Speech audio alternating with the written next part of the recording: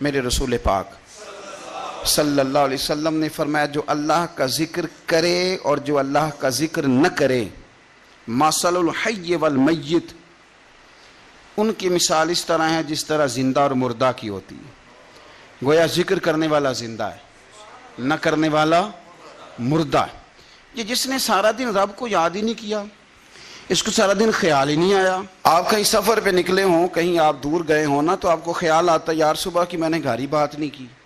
صبح سے میں نے آج گھر فون نہیں کیا، کوئی رابطہ نہیں کیا، کوئی معلومات نہیں کی۔ گھر میں سے کوئی سفر پہ ہو، ایک تو یہ کہ آپ گئے ہوں اور ایک یہ کہ کوئی گھر میں سے گیا ہو، تو دن میں اسے فون کر کے پوچھنا ہے کہاں پہنچے ہو، جس کام گئے تھے اس کا کیا بنا، خیال آتا ہے۔ اور اگر آپ نے کسی کو بھیجا ہو اور پیچھے سے فون نہ کریں تو وہ بھی کہہ دیتا ہے یار تو نے سارا دن حال ہی نہیں پوچھا۔ یعنی بندوں کے ساتھ بندوں کا رشتہ ہو تو دن میں یاد نہ کریں تو شکوہ آتا ہے، تو مجھے بتاؤ سارا دن ہی گزر جائے ایک تسبیح بھی نہ پڑھی جائے، یعنی سارا دن بیت جائے اور انسان ایک تسبیح سبحان اللہ کی نہ پڑھ سکے، باقی اسے ساری کہانیاں آتی ہوں، باقی اسے سارا پتا ہو، لیکن سارا دن بیت گیا، 24 گھنٹے گزر گئے اور اس کو اتنی توفیق نہیں ہوئی کہ 100 دفعہ مدینے والے رسول پہ درود و سلام ہی پڑھ لیتا، سارا دن ہی گزر گیا، اس نے سوچا ہی نہیں۔ تو ہم نے یہ کیا ہے کہ ہمارا جو خاص ذکر کرنے کا مزاج اور ماحول اور شوق ہونا چاہیے تھا، وہ شوق ہمارا برقرار نہیں رہا، وہ ذوق نہیں ہمارا رہا۔ یعنی فارغ بیٹھے لوگ ہیں، بڑی دیر فارغ بیٹھے ہیں،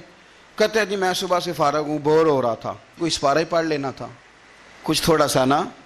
مہربانی کر لینی تھی، کچھ آپ نے ایک تسبیح استغفار کی پڑھ لینی تھی۔ کس طرح آپ بور ہو گئے؟ آپ نے سارا دن اللہ کو یاد ہی نہیں کیا، توجہ ہی نہیں فرمائی۔ اور پھر اگر آپ اللہ کا ذکر کریں اور جس صفاتی نام کے ساتھ آپ اپنے رب کو یاد کر رہے ہیں اس کا معنی سمجھ کے کریں، یا رحمانو یا اللہ، یا رحمان یا رحمان یا رحمان، جب آپ کہیں گے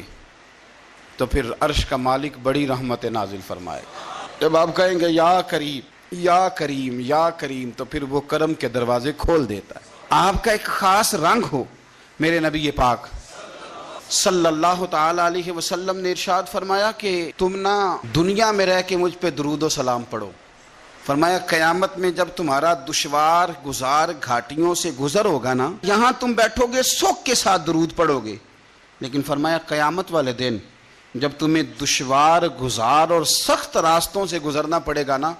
تو دنیا میں سکھ کے ساتھ پڑا ہوا درود و سلام وہاں تمہارے لیے نور بن جائے گا، اور تمہیں رستہ دکھائے گا تمہارا درود و سلام، تمہیں ذوق دلائے گا۔